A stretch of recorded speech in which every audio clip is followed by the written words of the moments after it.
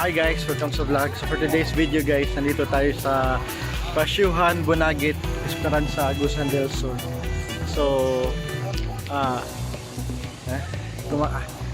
tignan natin guys yung Sea of Clouds daw nila kasi sikat daw to dito na tourist spot.